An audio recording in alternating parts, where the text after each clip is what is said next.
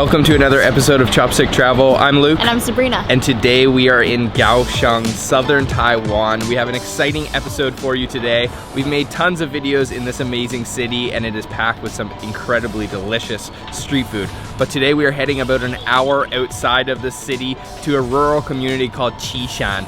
There we are going to be sampling some Hakka Aboriginal Taiwanese style food, having just an incredible day of exploring. We've rented a scooter and it's gonna be about an hour drive, so let's just go.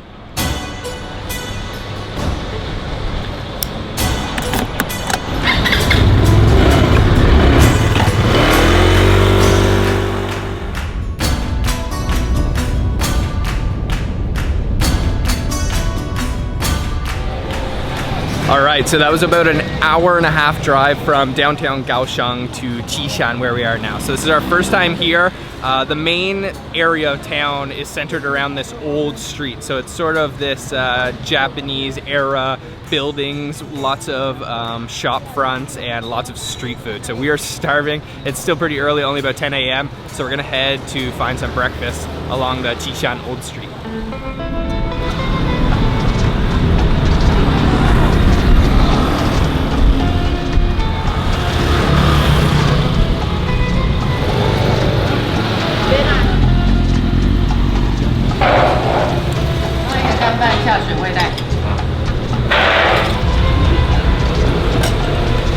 We are absolutely starving and we are sitting down at our first restaurant today that is serving a duck noodle soup. So we have it right here.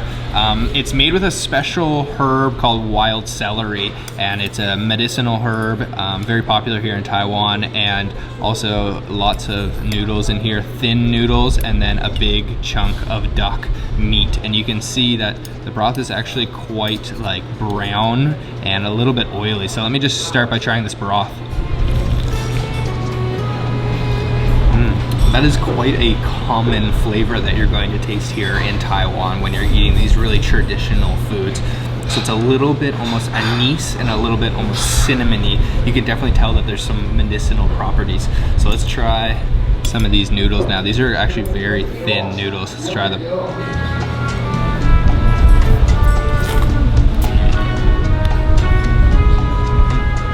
Those are cooked pretty well, maybe a little bit overdone. They feel kind of soggy, but let's try some of this duck meat next. So I've got a nice chunk of the meat here. Let's try that.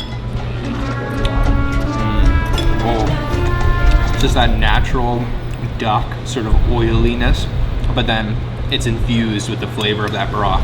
So like Luke was saying, this broth is made up of wild celery herb, or it's commonly known as Angelica herb, and this herb is used to improve digestion and circulation as well. But I do find that it is a little bit plain, so I'm gonna add a little bit of chili sauce. I think it could use some spice. It's a little bit like that. I'm gonna put it right on the meat, and that should be really good.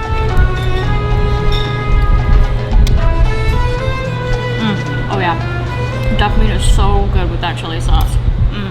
There is definitely not too much going on here in Cishan. It's quite a sleepy little city, but very relaxing and lots of traditional foods. That was a really good duck soup. So I think now we're going to get some pork.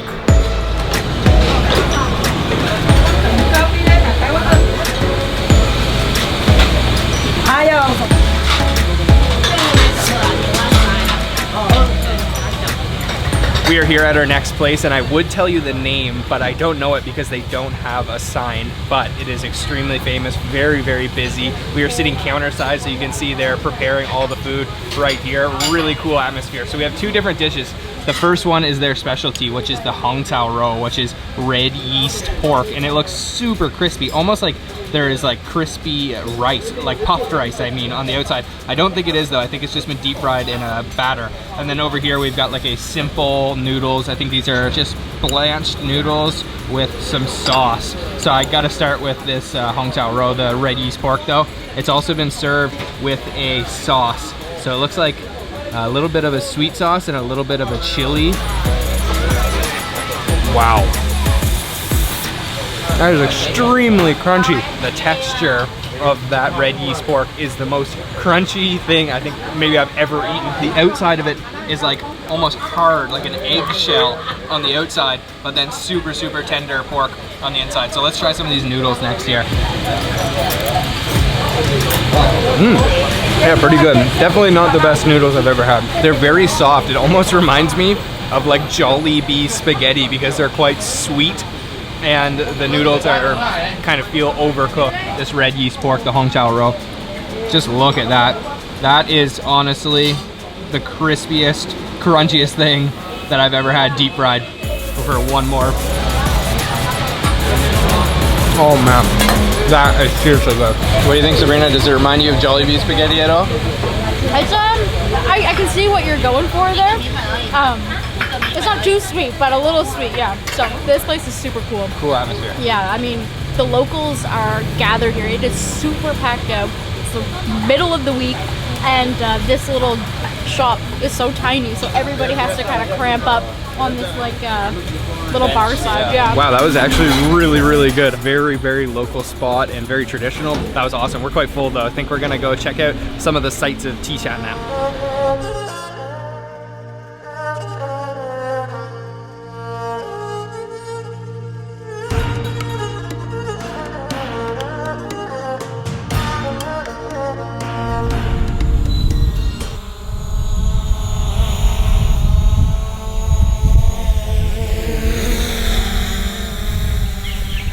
So behind me here is the largest Confucius temple here in Taiwan, in Qishan Township, outside of Kaohsiung City. There is absolutely no one here, and it is massive. Very beautiful, nice place to relax. This whole city is just very kind of relaxed, laid back, sleepy kind of feeling. But this is a massive temple, so we just stopped by to check this out real quick. Super cool. So if you don't come here for the temple, come out here for the views. This sits on the highest point of Qishan Park, which is the park that we're in right now. So you have unobstructed views of the town, Qishan, and you also have unobstructed views of the mountains. We finally made it out to the mountains. So it's absolutely gorgeous here. It's quiet. It's a peaceful park, so you can walk around the hiking trails if it's not too hot, but today it is scorching outside. So we just came to check out the temple, check out the views, and I think we're gonna keep going to eat. We are going to a famous traditional bakery to have banana cake, which is really famous in this area, and I think we're gonna go to the #1 shop in Qishan.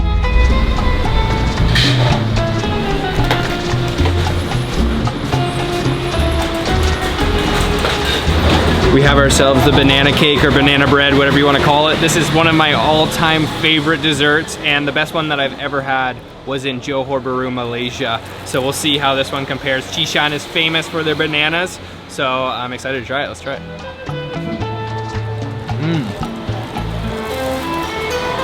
Wow, that is pretty good. That is some good banana bread. I can't say it's as good as the one that I had in Johor Bahru, but the banana flavor here is really strong. Unfortunately, it's not as moist as I prefer my banana bread. You can see it's quite a thick cut too. It's quite airy, almost like a sponge cake. And this outside layer is nice and kind of saturated. That's the most moist part, but unfortunately the inside isn't as moist, but really banana flavored. So this to me actually looks like garlic bread, but it smells like bananas, and it's very strong in banana scent.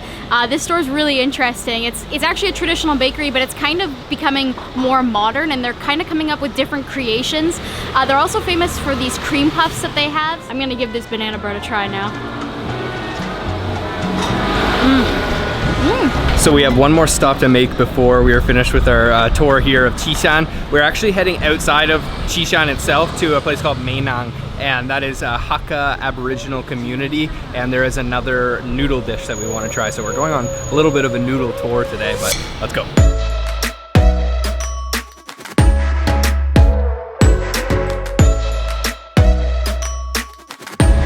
That was just a quick maybe 7-8 minute drive from Qishan to Meinong, and we are at the restaurant now to try this famous Hakka noodle that Meinong is famous for, the ban tiao mian. So let's go get one. So this is a quiet little village, and it's particularly known for its Hakka culture, cuisine, and people. So the Hakka people in Taiwan are the second largest indigenous group here, and in Meinong it's a very prominent community.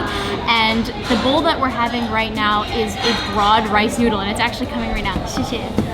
Whoa. So So check this out. We got the dry because we already had soup today, and they keep it really simple. They have these broad rice noodles, they have a strip of meat, and then just some pepper around it, and that's about it. It's pretty simple, so I'm really excited to try. I think this is our first time trying Hakka cuisine, right?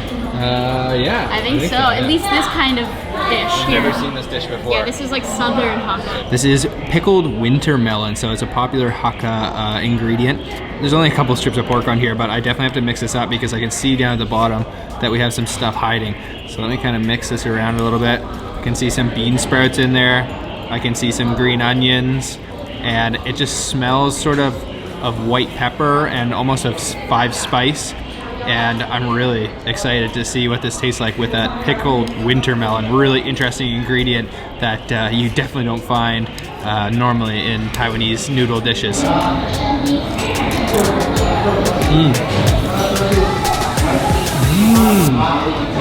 First bite, and I've already decided that is by far the best noodle dish we've had today.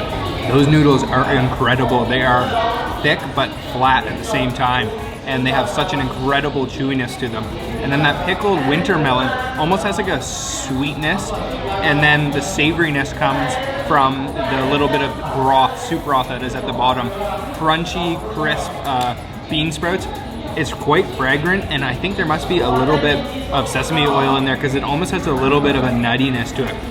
Oh, that is really, really good. Those noodles are just incredible broad rice noodles, Hakka style.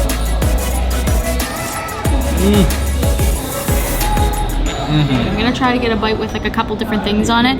Bean sprouts and green onions, just to have a couple different textures.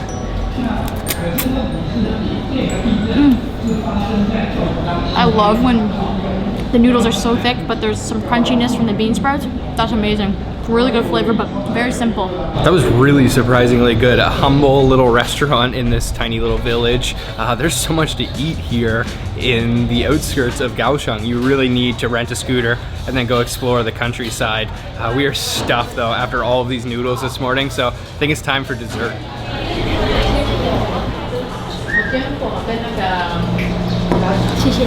We just came across the street here in Meinong to get our dessert. We are having shaved ice. This is a super local mom and pop shop. You probably wouldn't even recognize that it was a restaurant if you were to walk by, but they are serving something that is really interesting with that same ingredient once again. So this is that pickled winter melon, and then there is some syrup that has been sprinkled all on top, and I just thought this was so unique and cool, so I had to try it. Let me get a piece for my first bite.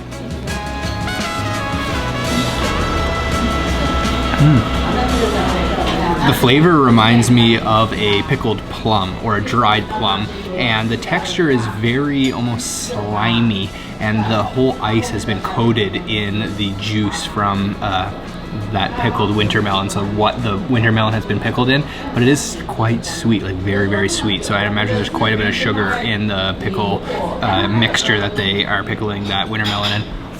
But such a perfect way to cool off. Maybe not the ingredients you would imagine for a good dessert, but honestly, it works really well. So I'm gonna give it a try myself.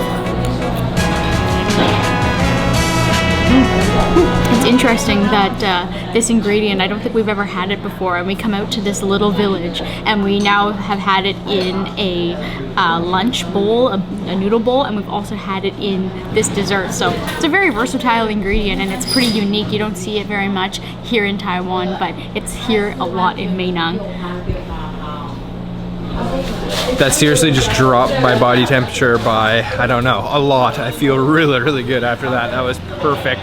It's crazy how packed these little restaurants are, but there's barely anyone even out on the streets. So a lot of cool things to find here in the countryside of Kaohsiung. What are we doing now, Sabrina? We are heading to our last stop of the day. It's called Meinong Lake, and it's a beautiful area. It's very scenic. There's some hiking trails around, so we're gonna just go check it out as our last stop of the day on this day trip.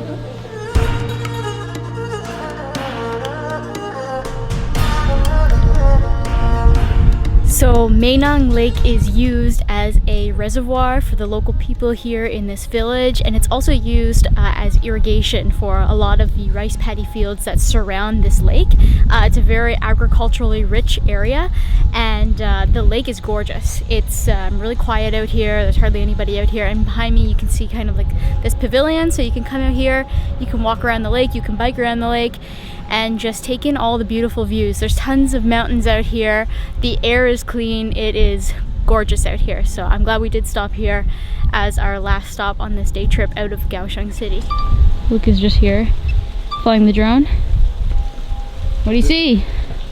The lake is huge, actually. Yeah, this is pretty beautiful settings. Yeah. Unfortunately, we have to head back to Kaohsiung City now because we need to return our motorcycle, but what an incredible day. Qishan and Meinong are really interesting, very cultural, very Taiwanese feeling places within only an hour and a little bit from Kaohsiung City proper. So I definitely would recommend you come out here if you can drive a motorcycle, or you can also hire a private driver or find some public transportation. So all the information for the places we visited today will be down in the description box. Let us know what you thought looked the most delicious. What was your favorite dish, Sabrina? I think I really liked the Hakka noodles. Yeah, they were the Hakka, so good and different. Yeah, they were my favorite too. Really like chewy, amazing texture, and really unique ingredients. All the food we tried today was very unique, and you can't really find it in Kaohsiung City, so I'm glad we came out here. So thanks for watching, guys, and we'll see you again from Tainan City in the second episode of our Southern Taiwan series. So see you very soon. Bye-bye. Bye.